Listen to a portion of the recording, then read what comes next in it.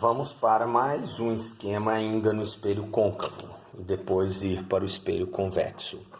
Então, ainda no espelho côncavo, aqui o nosso eixo principal,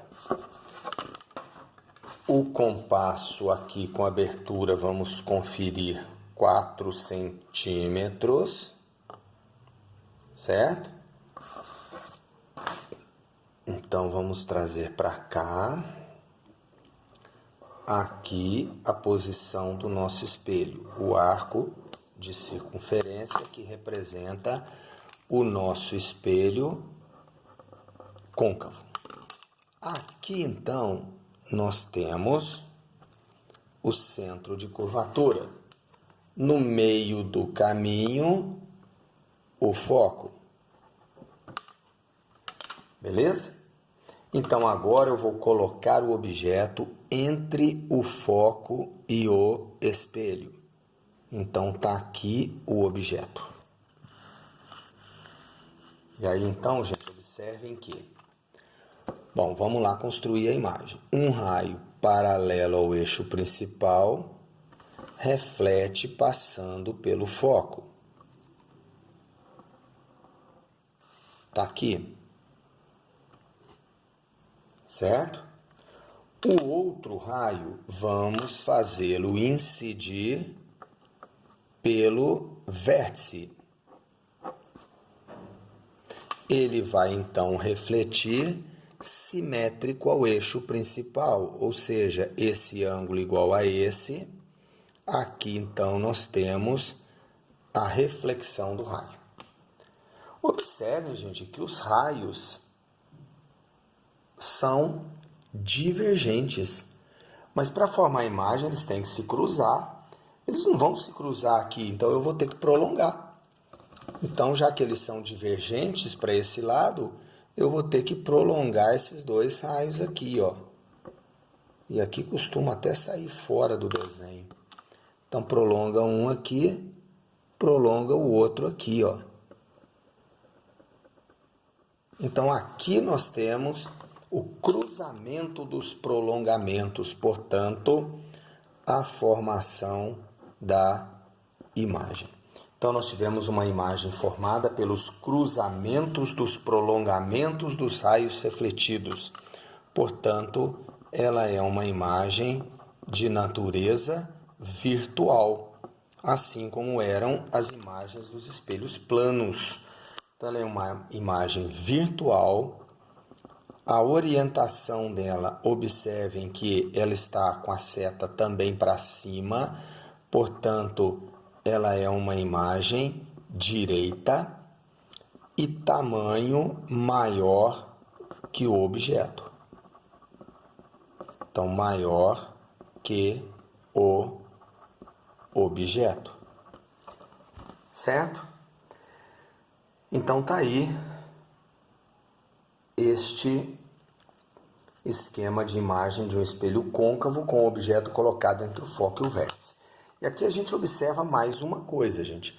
Quando a imagem foi real, ela era invertida. Aqui, ó, real invertida, real invertida.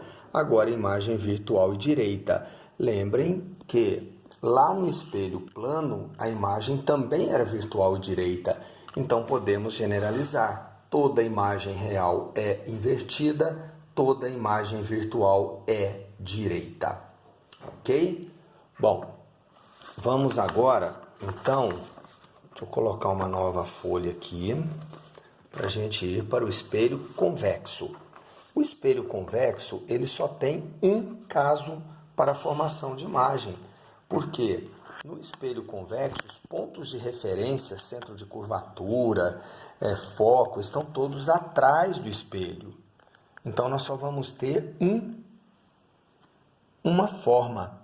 Então, aqui B, espelho convexo. Então, o espelho convexo, ele só vai ter um caso. Exatamente porque todos os pontos de referência estão atrás do espelho. Então, nós vamos fazer aqui, ó, o eixo principal. Eu vou abrir um pouco mais o compasso agora, tá? Eu vou abrir o compasso 6 centímetros, certo? Então, nós vamos aqui abrir o compasso um pouquinho mais, 6 centímetros. Então, tá aqui. Nesta posição aqui, o centro de curvatura. O espelho agora vai ser convexo, portanto, a luz vai vir do lado de cá. Então, aqui o espelho convexo. Deixa eu aumentar um pouco o eixo principal aqui.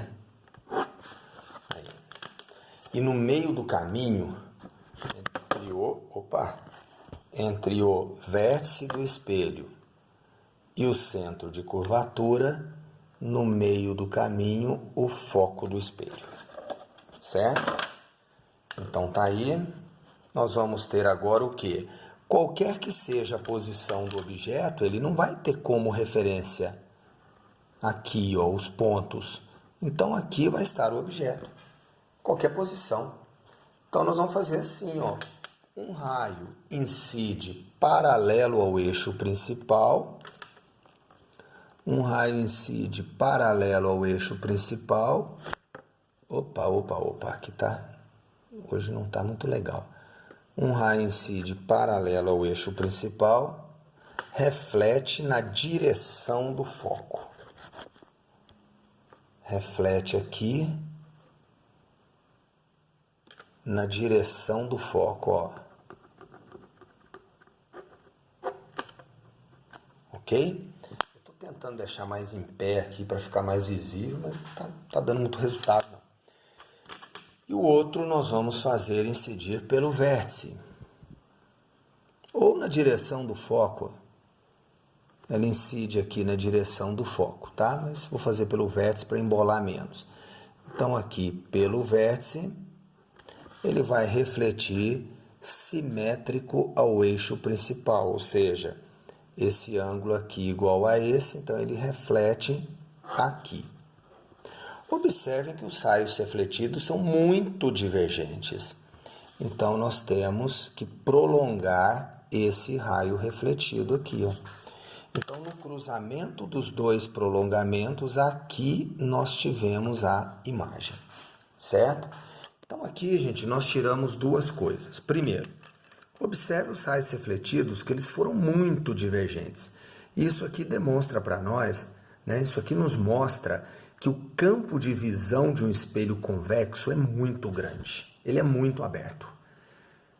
Então, por isso que os espelhos convexos são usados nas lojas, portas de estacionamento, como espelhos de um grande campo de visão. Então, eles são usados como um espelho de segurança, porque você tem um campo de visão muito largo.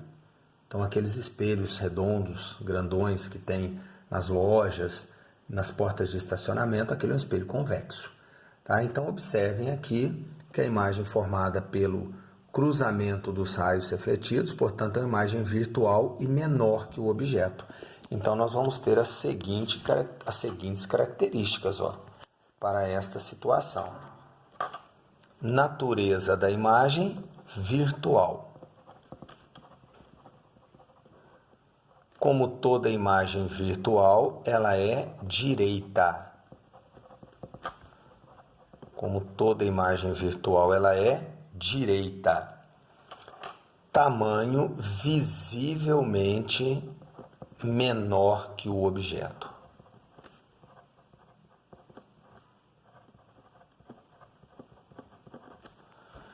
E colocada atrás do espelho, como toda imagem virtual. Então, aí nós tivemos este caso de espelho convexo. Então, gente, eu peço a vocês que deem uma olhada lá na página 95 da apostila, tá? Aí nós temos os casos todos. Eu não desenhei esse aqui, que é quando o objeto é colocado exatamente sobre o centro de curvatura, que ele forma uma imagem simétrica ao objeto em relação ao eixo principal, ou seja, sai uma imagem real invertida do mesmo tamanho. Então, esse aqui eu não fiz, tá? Aí tem o objeto entre o centro e o foco, que eu fiz. Aí tem o objeto entre o foco e o vértice, também que eu fiz. Aí tem o objeto sobre o foco, tá ok? E aí uma aplicação, né, do espelho côncavo, que é um espelho que normalmente as meninas usam aí para fazer maquiagem, porque como nós vamos usar o espelho nesta condição aqui, a pessoa colocada entre o foco e o vértice, a imagem do rosto dela sai muito ampliada. Então, para fazer maquiagem, tirar uns cravinhos, né, dar um retoquezinho, é um espelho muito bom, porque fica com a imagem aumentada, então você enxerga mais detalhes do seu rosto. E também o espelhinho de dentista. Ó. O espelhinho de dentista também costuma ser um espelho côncavo, porque como ele vai trabalhar também desse jeito aqui, né, o dente entre o foco e o espelho, ele forma então uma imagem ampliada e com isso o dentista consegue ver detalhes do dente para pegar aqui lesões, cáries, tártaros, etc., com mais facilidade aqui, porque a imagem fica ampliada, certo? E depois, na página 96, o espelho convexo. O espelho convexo com seu único caso de formação de imagem, tá? Que o objeto, aqui o espelho, aqui a imagem, aqui ele inverteu a posição, e aqui aquele espelho que eu falei, o espelho que é colocado em porta de garagem, porque você tem um campo de visão muito grande. Com isso ele é usado, então, um espelho de segurança. Ok, pessoal? Então tá aí a formação de imagem dos espelhos esféricos.